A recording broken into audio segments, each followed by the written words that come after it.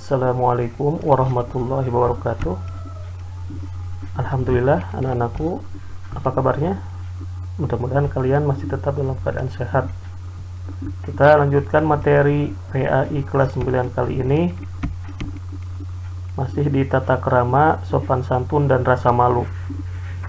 Fokus kita materi yang hari ini yaitu tentang rasa malu. Rasa malu atau pengertian dari malu itu sendiri adalah perasaan tidak enak hati karena berbuat sesuatu yang kurang baik, kurang benar, karena yang dilakukan berbeda dengan norma-norma yang diyakini bernilai baik dan benar oleh suatu masyarakat. Adapun definisi malu dari sumber yang lain adalah menahan diri dari perbuatan jelek, kotor, tercela, dan hina. Sifat malu itu terkadang merupakan sifat bawaan dan juga bisa merupakan hasil dari latihan. Namun demikian, untuk menumbuhkan rasa malu perlu usaha, niat, ilmu, serta pembiasaan. Rasa malu merupakan bagian dari iman karena dapat mendorong seseorang untuk melakukan kebaikan dan mencegahnya dari kemaksiatan.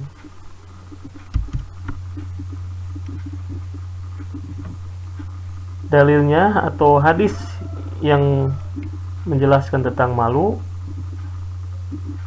an Abi Hurairah radhiyallahu anin Nabiyyu sallallahu alaihi wasallam qala al-imanu bid'u wa sab'una su'batan wal haya'u su'batu minal iman, rawahu Muslim. Artinya, dari Abu Hurairah dari Nabi sallallahu alaihi wasallam, beliau bersabda, iman adalah pokoknya, cabangnya ada 70 lebih, dan malu termasuk cabangnya iman. Hadis tersebut menegaskan bahwa malu merupakan salah satu cabang iman. Seseorang malu untuk mencuri jika ia beriman, malu berdusta jika ia beriman. Seorang wanita malu membuka atau menunjukkan auratnya jika ia beriman. Jika sifat malu berkurang dan mulai luntur, pertahanan diri dalam menghadapi godaan nafsu mulai menipis. Malu merupakan salah satu benteng pertahanan seseorang dalam menghindari perbuatan maksiat. Malu juga merupakan faktor pendorong bagi seseorang untuk melakukan kebaikan. Selama rasa malu masih terpelihara dengan baik, seseorang akan hidup dalam kebaikan. Ia akan memiliki kekuatan dalam berbuat kebaikan dan menolak kemaksiatan. Seorang pejabat yang memiliki rasa malu akan melaksanakan tugasnya dengan penuh tanggung jawab dan bebas dari korupsi. Seorang pelajar akan percaya diri dalam mengerjakan soal ulangan tanpa menyontek karena didasari rasa malu. Seorang pedagang akan malu berbuat curang karena merasa dilihat Allah Subhanahu wa taala. Seorang polisi akan malu menerima suap dari pelanggar lalu lintas. Aparat penegak hukum seperti hakim dan jaksa akan malu menerima suap dari tersangka karena ia takut ajab dari Allah. Seorang pria dan wanita akan berpakaian menutup aurat karena menjaga harga diri dan kehormatannya. Mereka semua terhindar dari perbuatan dosa dan maksiat karena adanya rasa malu dalam diri mereka. Adapun hadis yang lainnya sebagaimana tertera dalam buku atau dari sumber yang ada, dari hadis riwayat Ibnu Majah, Anas bin Malik radhiyallahu an berkata, Rasulullah shallallahu alaihi wasallam bersabda, sesungguhnya semua agama itu mempunyai akhlak dan akhlak Islam adalah sifat malu. Hadis riwayat Ibnu Majah. Ada lagi hadis yang lain, hadis riwayat Tirmizi.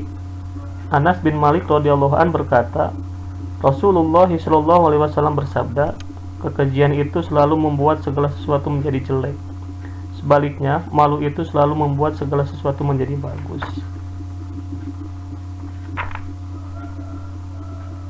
Hadis yang berikutnya, hadis riwayat Tabrani. Aisyah radhiyallahu anha berkata, Rasulullah shallallahu alaihi wasallam bersabda, Apabila sifat malu itu diumpamakan menjadi seseorang, maka ia akan menjadi seorang yang soleh. Dan andai kata sifat keji itu diumpamakan seseorang, maka dia akan menjadi orang jahat.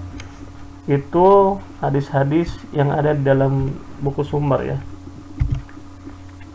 Selanjutnya, sifat malu terbagi pada 3 macam. Yang pertama, malu kepada Allah Subhanahu wa Ta'ala, malu kepada diri sendiri, dan malu kepada orang lain. Malu kepada Allah Subhanahu wa Ta'ala, seseorang akan malu kepada Allah bila ia tidak mengerjakan apa yang diperintahkannya dan menjauhi segala larangannya. Orang yang malu kepada Allah otomatis malu kepada diri sendiri ketika melakukan perbuatan salah, sekalipun orang lain tidak melihatnya.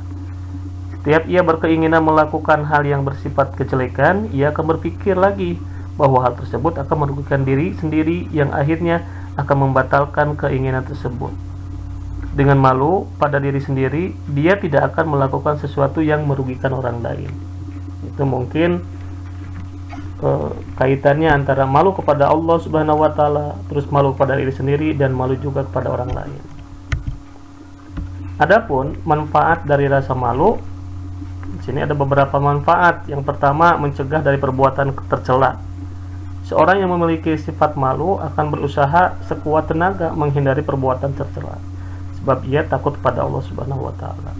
Yang kedua, mendorong berbuat kebaikan. Rasa malu kepada Allah Subhanahu wa Ta'ala akan mendorong seseorang berbuat kebaikan, sebab ia tahu bahwa setiap perbuatan manusia akan dibalas oleh Allah Subhanahu wa Ta'ala di akhirat kelak. Yang ketiga, mengantarkan seseorang menuju jalan yang diridhoi Allah Subhanahu wa Ta'ala. Orang-orang yang memiliki rasa malu akan senantiasa melaksanakan perintah Allah Subhanahu wa Ta'ala dan menjauhi larangannya. Nah, itu saja yang dapat Bapak sampaikan untuk pertemuan kali ini di bab rasa malu. Semoga bermanfaat. Tetap jaga kesehatan. Wassalamualaikum warahmatullahi wabarakatuh.